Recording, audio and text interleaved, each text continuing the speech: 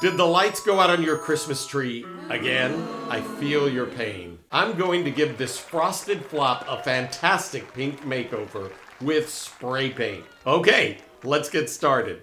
Step 1. Cut off the lights. Each light on this tree is wrapped around the branch and zip tied to the tree. It is not messing around. So this Christmas tree is pre-lit with 700 lights. It took about 3 hours to snip each one off.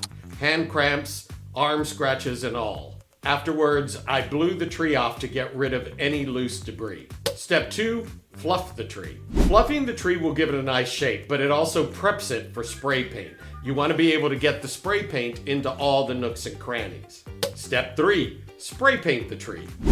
I'm painting the tree pink to go with my gingerbread ornaments. I've seen different colors in pastel trees, but pink seems to be a really good background that works with a variety of different ornaments. I'm using Color Shot Farmer's Daughter to start with. You could paint it any color. Lime green would be great for a Grinch tree, but I could also see a really cool orange tree, lavender, light blue, or what do you think would work best with your decor? I like the idea of a colored Christmas tree, but they can be really expensive. So this is a way to extend the life of the tree.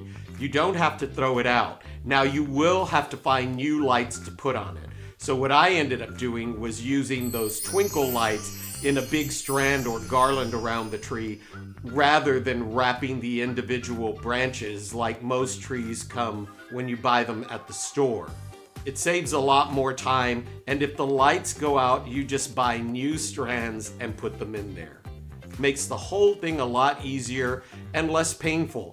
And look at it this way, you can keep this tree for years and years more than you would if you just needed it to stay a white tree with the lights that it came with.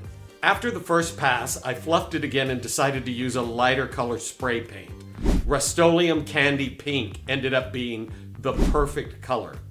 The first pass, there was a little bit too much red or hot pink in it, and once I covered it with the candy pink, it added even more depth. All told, I used 4 cans of spray paint. And I love the different variations of color throughout. And the fact that you can still see the white in parts of the tree is pretty cool too.